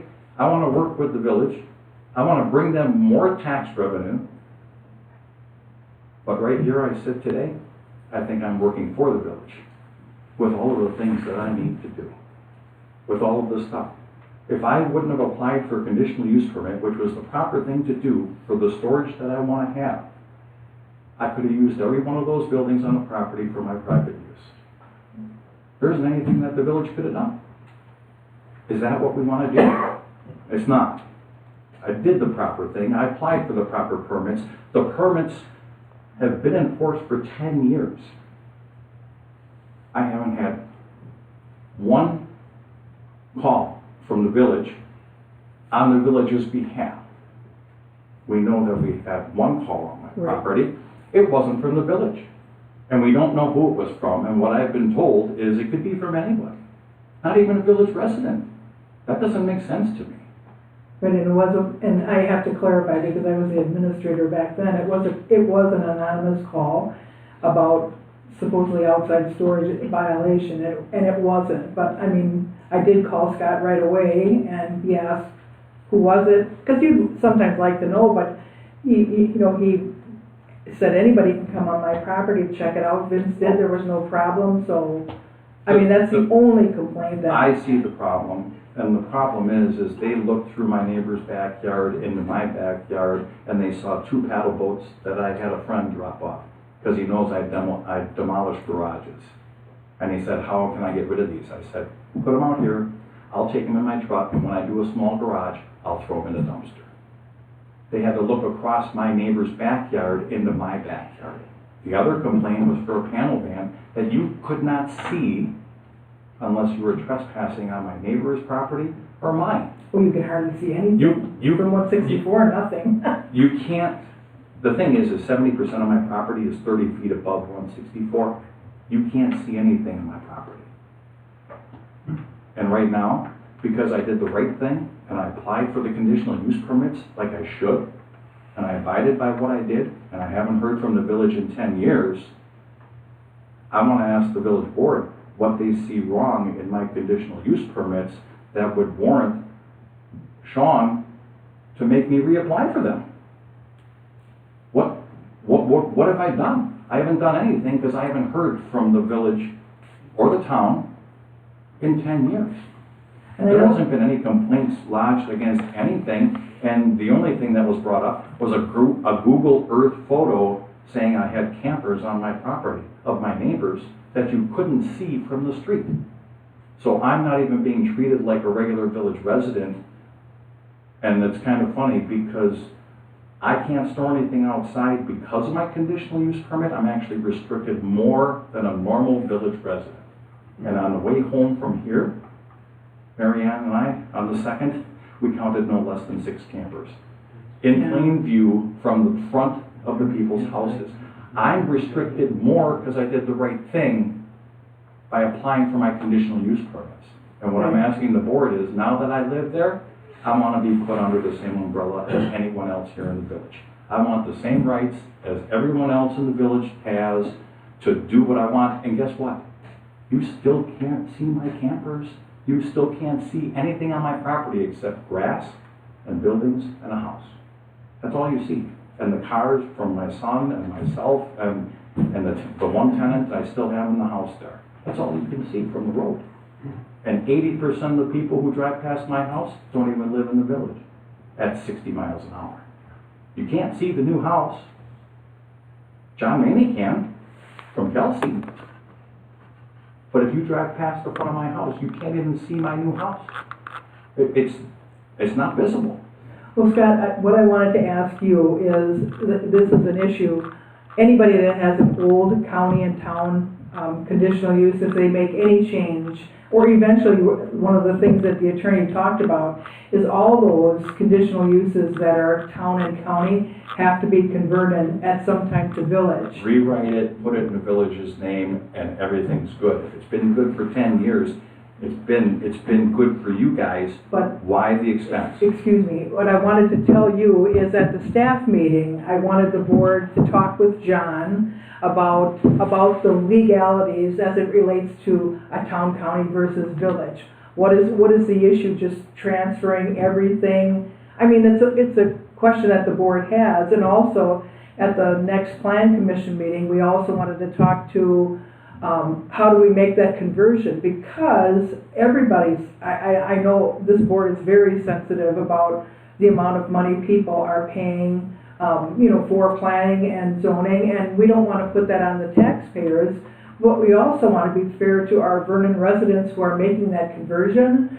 So Scott, if you wouldn't mind, I know they have a list of your bills, if you could hold off, because I'd like, and you're welcome to come to that meeting when John Macy is there, and you don't have to pay for it, but we're going to talk to John Macy on May 30th, and then at the next plan commission meeting, the plan commission and board are going to talk about what John talked about on May 30th. So if you could give us a little bit of time, Scott, to do some research on our own and get some explanations from the planner and the attorney, would that be agreeable to you, Scott?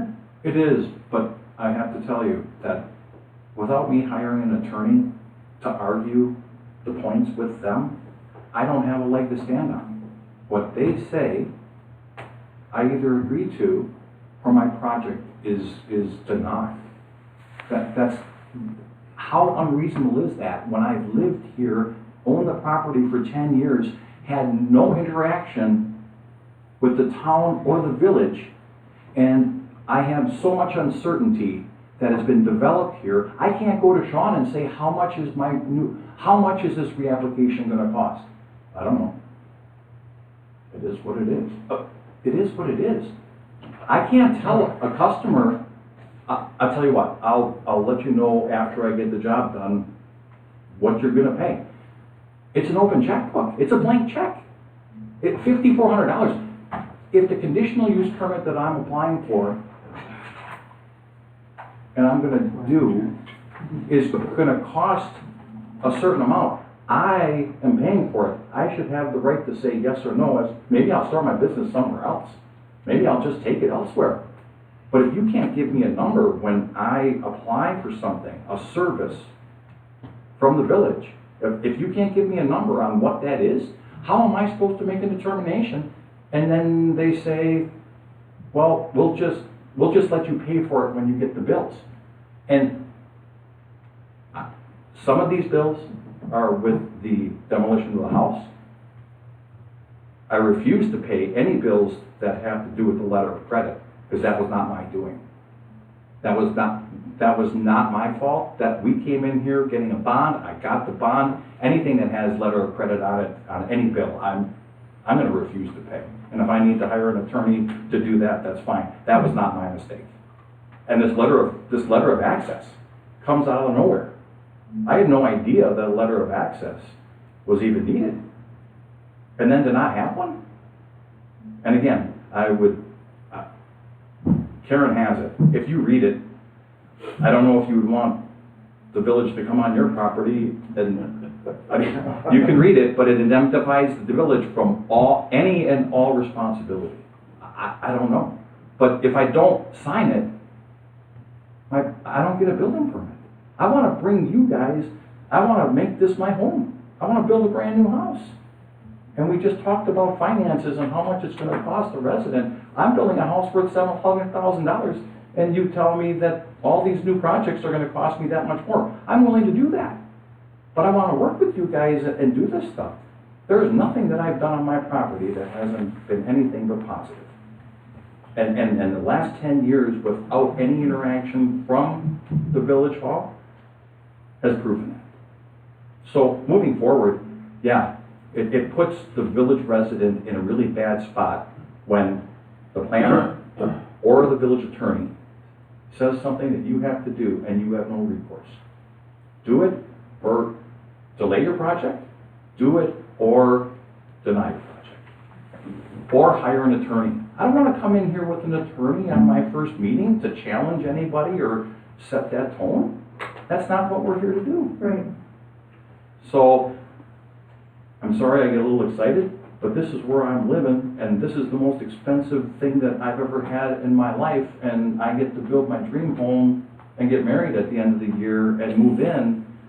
I don't want to start like this, but right now, I'm kind of fed up, and I'll challenge it, because it's just unwarranted. Okay.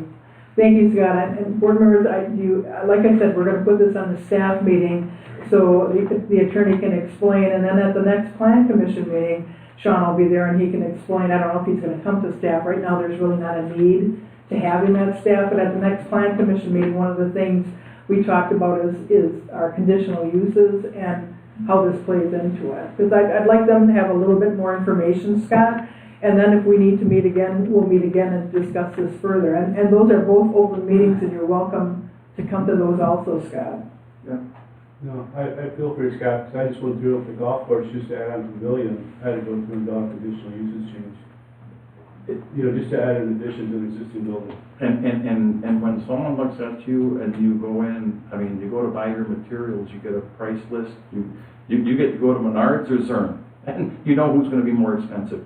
You go in and you apply. I went to Vince.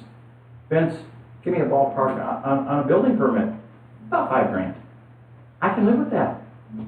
If you told me the reapplication for my conditional use permits were gonna cost me $2,500, it was $1,270 back in 2013, but now we have, expenses, fine, I can live with that. Maybe even 5% either way. But if you can't tell me the service that you're providing and how much it's going to cost, and you just want me to give you a check and just go, I trust you, and then you look through the bills and all you see is review, it's kind of like, wait a second here. I got 5 reviews for the same thing. Why didn't you just sit down for 10 minutes and review it all at once? Or have one big meeting and charge me $500 and get the whole, this isn't rocket science. This is stuff that they've done before. And here's the kicker, I already have the conditional use permits. And they have not been questioned. Yeah. It baffles me as a resident. It baffles me. And I don't really need to hear their justification. I know the justification because I live it.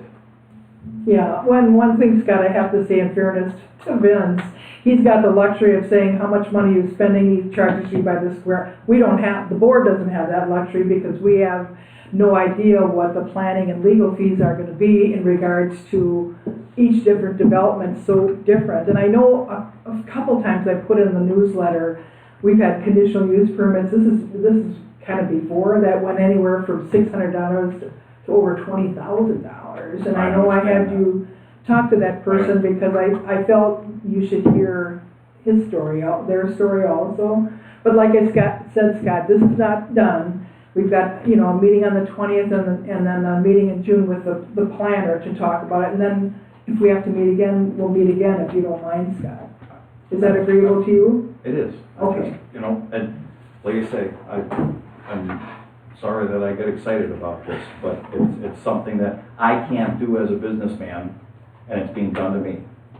And I just can't see it. I can't see not having some type of range. And if you're going to tell me as a businessman it's going to be $2,000 to $26,000 for your conditional use permit,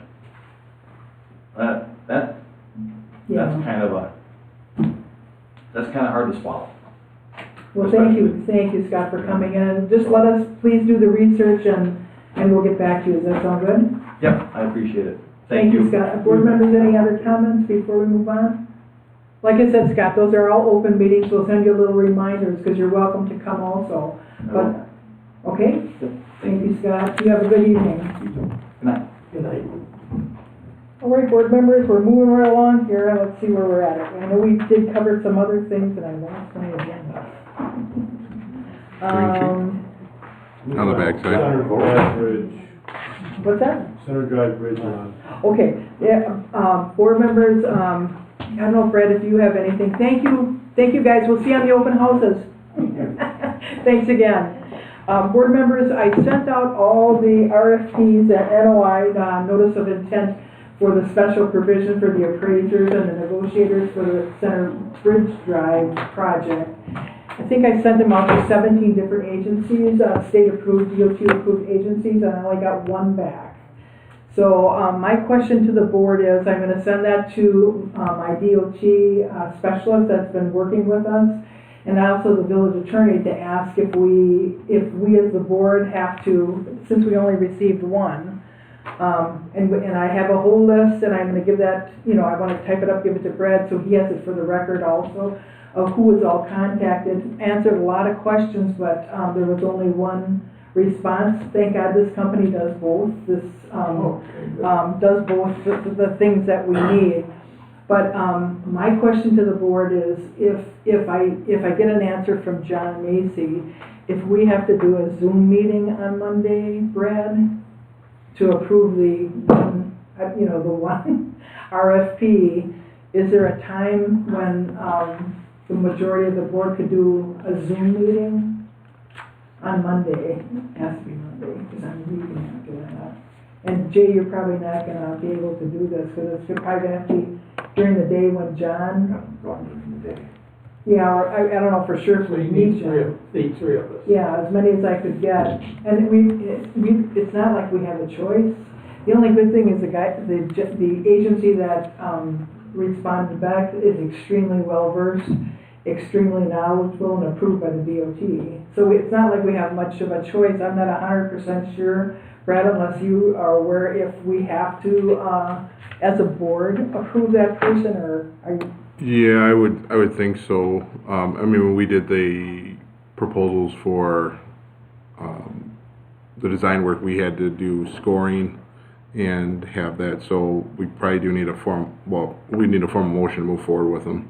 Right. So I was asking if John can meet, well, I don't even know if we need John, but what time could you do a Zoom meeting on Monday the 20th? I know in the evening, some of us will be here for something else, but a lot of you can't make that Monday, so I just wondered if there was a time of day that 1 o'clock that would work for me. or 11 or We'll do after lunch. Monday's not very good for me in general. Okay. I could probably do the evening, but I couldn't do during the day. Well, Jeff and I and you can be the board. But Dylan said he could do the evening. Yeah, I can't do I'm already Monday. gonna be here at 6 to 8, so. Oh, okay, so you can't do Monday evening at all? Can you do Monday evening, Gene? Okay, what date? Monday the 20th? This Monday. Next Monday. Can you do Monday in the evening, Jeff? I should be able to. It won't take long, so. No, I mean, we only have one person, so it's not like we have a big variety of people. Brad, you could do that from home, couldn't you? Set up a Zoom meeting and Yeah, I mean, if you guys want to do it via Zoom, yeah. we could do it at 5:45, 5:50. I don't know if I would be, because Monday is a heavy day for me at work. Well, I could do Monday at 5:50. We'll just send out a Zoom invite to everybody, so if you can't, If you can't make it, you can't make it, But we need at least 3. And it's not like we have a lot of choice, we only have one, Is it better for you earlier in the day because you have your choice between these two and you, or Jeff and I and you? I could do any time after 9 o'clock, from 9 till 11:30 I could do. Well, I can do it during the day, so, and he can do it at night, so, Yeah, it should be 3 people either way. yes, it's gonna be 3 people. And either way is fine with me, so whatever you guys wanna do. Jeff, does it make any difference to you? I mean, to be honest, we don't have a lot of choices. It's the formality of designating that person. because are we approving a contract Or we're just approving to go with them to get a price? Well, he's done that. That was Okay. all part of it. It would be hiring that person. Predicated on the fact that I'm gonna have the DOT check everything that he has submitted. Oh, okay, because, I'm doing that now. okay, we can do that. It's not gonna be back in time for tomorrow. No, I don't think, no. Well, we can't do it we need 24-hour notice. I mean, we could do Yeah. something on Saturday, but That's bad. that doesn't look the greatest. I would prefer Monday, because I don't know, Mary, my DOT specialist is really hard to get a hold of too. I'd like to give her opportunity to look at it too. So that's why I was hoping Monday, should we do like 5:50, Monday night? Is that okay? Greg, can you write that down? And I'll get a hold of, I'm gonna send it to Attorney Macy to make sure, because she doesn't know the legal part, and there are some other legal issues she wanted to discuss with our attorney, and he hasn't gotten back to us. So hopefully he'll be able to answer that question.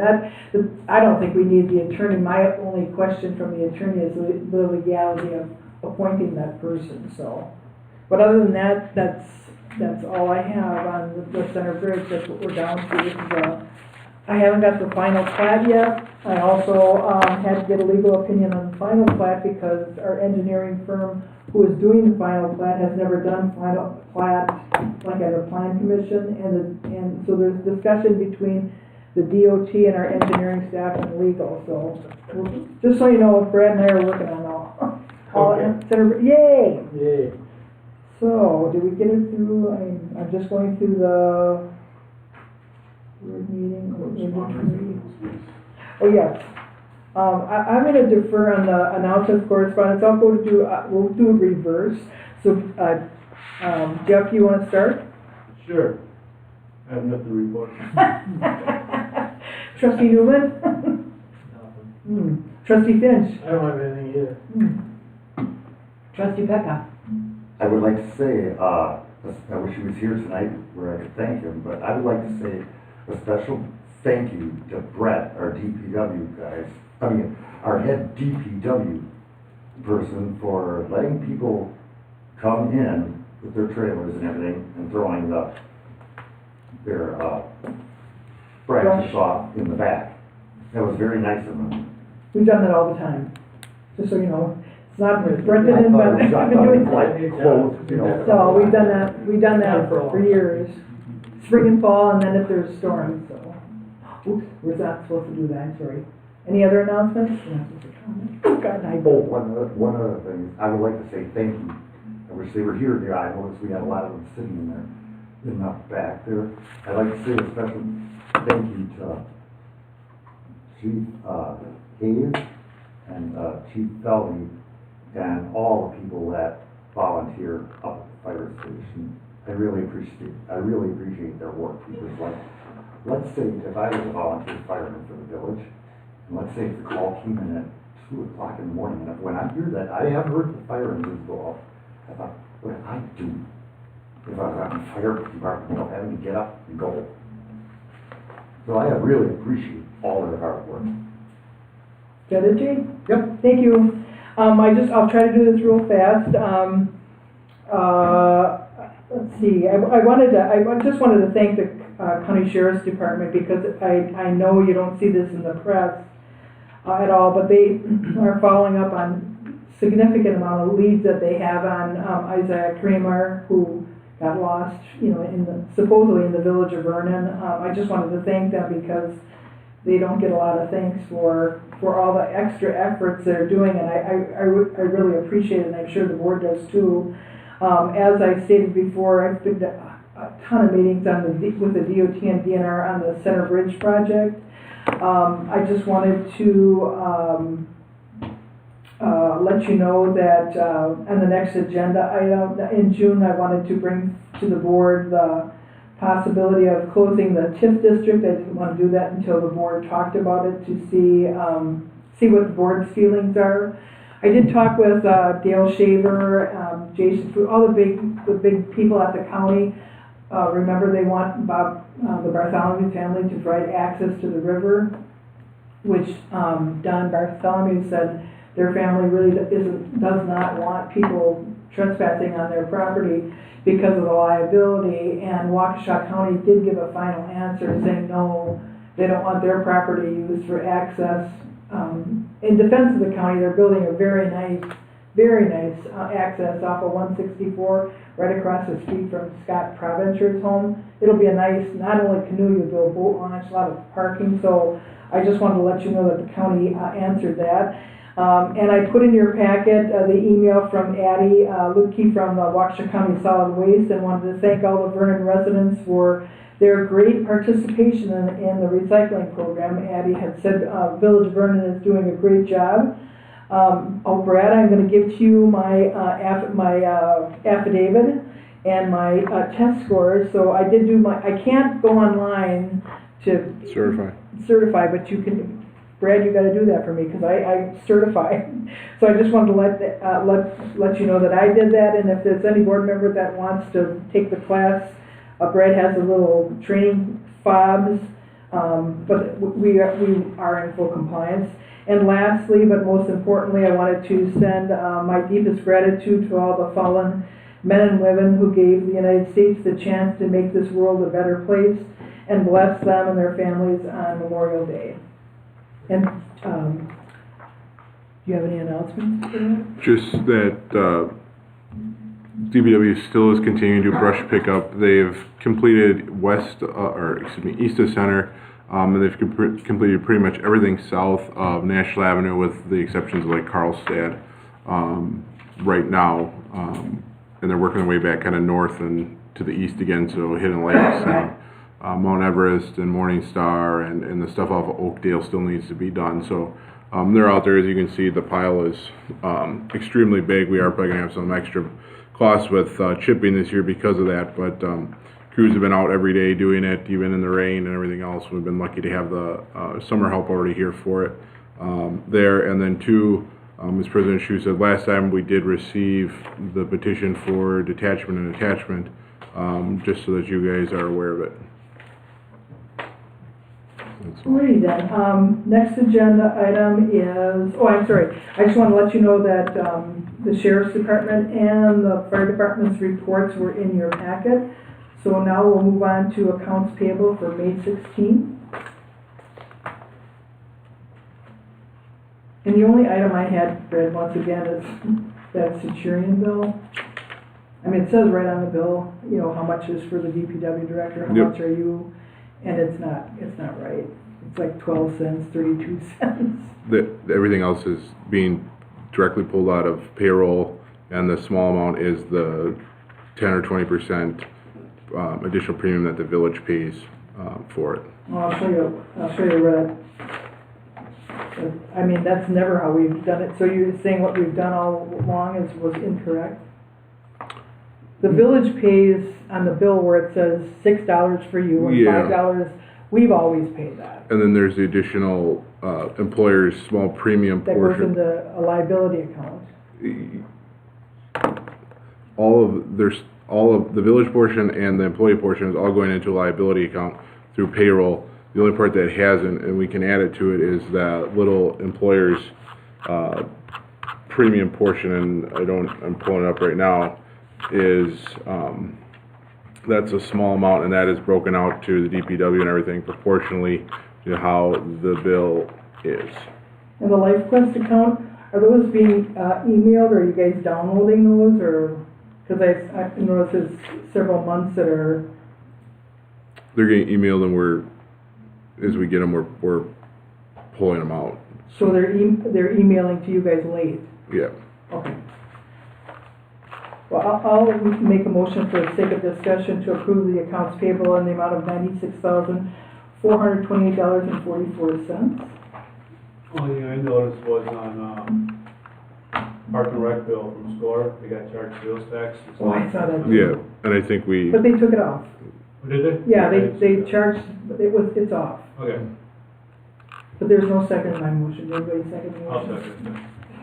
Discussion, yeah, I mean, last time they did it, they paid it to SCORE instead of American, but now they got it right and they didn't charge the tax. Yay. All in favor of the motion signify by saying aye. Aye. Opposed? Motion carried. Brad, do you have any manual checks? No. Next agenda item is August 2023 through April 2024 ACH transactions. Unfortunately, none of the reports are from Workhorse. They're just on Excel spreadsheets. Okay. So, and I looked in Workhorse and I didn't see those in there. You know, the entries for payroll, and unless I'm looking in the wrong, well, maybe you can run me a report, because so we can't approve. The reason we do that, first of all, that only is the bank, you know, the main checking account, because that's the only account that has ACH transactions. And the board has to see what's in the software, what's the software. So if you could run the report, so hang on to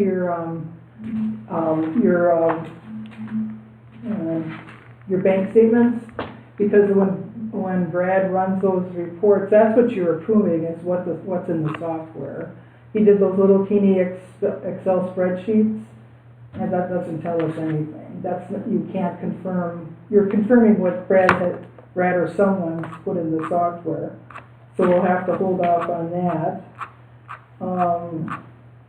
Accounts receivable aging report, was that in there? It was in at the beginning of the month, Oh, in the first meeting. okay, update on 2023, 2024 financials. Let's see, I have one last, did you have any comments on the sheet that I sent you? I mean, I can do those journal entries. Yeah, for those couple. Yeah, do you want me just to do those journal entries and then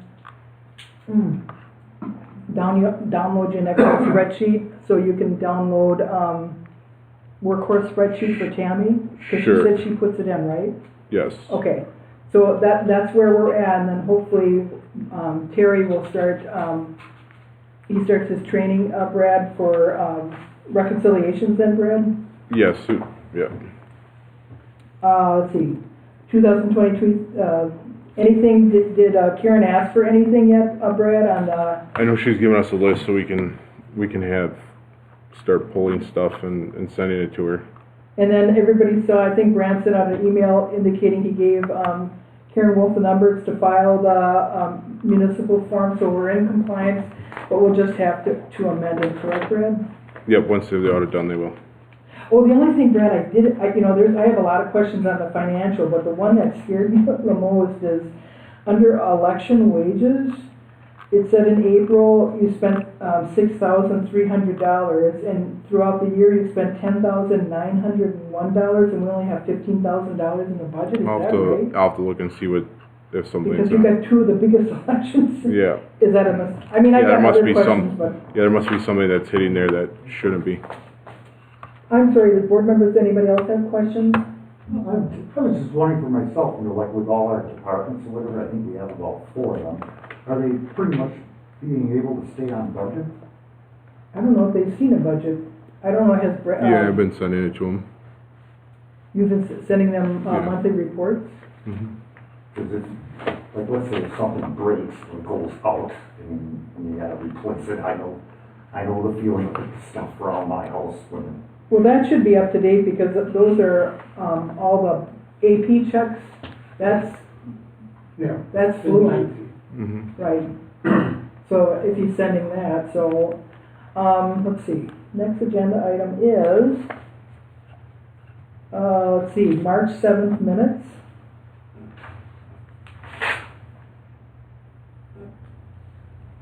Brett, could you just put where it's got the minutes and nothing listed, could you just indicate that they aren't ready?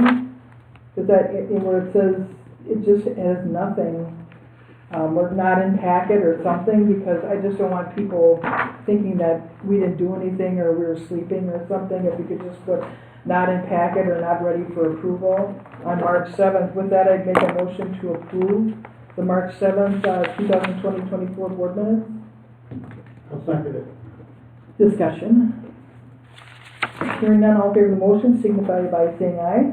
Aye. I think I have to abstain from this one because, I wasn't here for March 7th. Yeah, you were here, you were a board member, but you did a big documentary on No, Creek High School. Oh, okay. I mean, it's up to you. If you want to vote, if you want to abstain, we can note for the record that you abstained. Yeah, I can vote yes, as long as I was here. All in favor of the motion signify by saying, did I say that? Yeah. Okay. Okay, we're on to, March 21st, and the only thing I have on March 21st is, if, Brad, if you could just put on the Center Bridge project that there was no report. And then, once again, like the ACH, but they weren't in the packet. Did we do a motion on those, on the voiding? Yeah, we did, okay, so that's in there.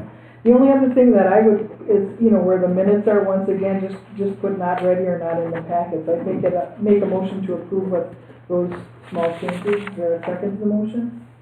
I'll second it. Second by trustee Millies. Discussion? Hearing none, all in favor of the motion signify by saying aye. Aye. Motion carried. Let's see, it says April 4th. Yeah, I mean, I don't know how you guys feel, but it says no action. Just so people know, we didn't take any action because we couldn't, so if Brad could just put not in packet or not ready, it doesn't matter what he says. I would appreciate it. I'd make a motion to approve of those changes. Is there a second to that motion? Second by trustee Newman. Discussion? Discussion, hearing none. All in favor of the motion signify by saying aye. Aye. Opposed? Motion carries. April 18th. Did we do this past before? Yeah. Yeah, okay, just making sure. We're on April 18th. Brad, if you could just put, under the public comments, there were no public comments, you know, or just put no one spoke, or it kind of looks, you know, like a little silly. The only thing too, and I actually, Brad, I actually named when I did the thank you, I named the board people for, you know, the residency board. I'd like them named in the minutes because I think they did a lot of good hard work, and I just would like them named, so I'd make a motion to approve, the April 18th. Once again, with just changes that no action was taken. I just don't want it made it look like it was either not in the packet or not ready. Is there a second to the motion? Second by trustee, was it you, Dylan? Newman, discussion? I'll abstain, I wasn't there. All in favor of the motion, signify by saying aye. Aye. Motion carries with one abstaining.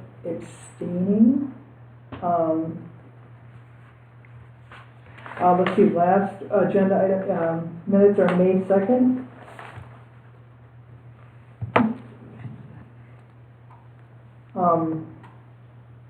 Once again, there's just like a typo in the 2023-24 financials, and the same issue with the minutes, if there was no action taken, just that they weren't ready or not in the packet. I'd make a motion to approve this with those changes. Is there a second to the motion? I'll second it. Second by trustee Finch. Discussion. Discussion here now. All in favor of the motion signify by saying aye. Aye. Opposed?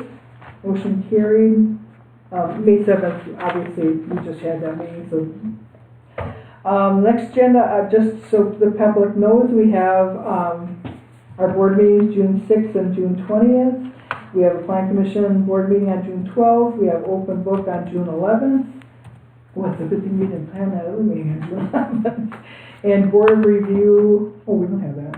Board review is June 27th. Just want to encourage residents to call the assessor if you have any issues related to your assessments. With that, I'd entertain a motion to go, I'll make a motion to go into closed session as printed on the agenda and as stated by the village president. Is there a second to the motion? Second by trustee Millies, sorry, trustee Becca. Discussion, I'll have Brad do the roll call vote. President Chu, Yes. trustee Pecca, Yes. trustee Finch, Aye. trustee Newman, trustee Millies. Thank you, John. We are in closed session. Would anybody mind if we just took like a 2-minute break?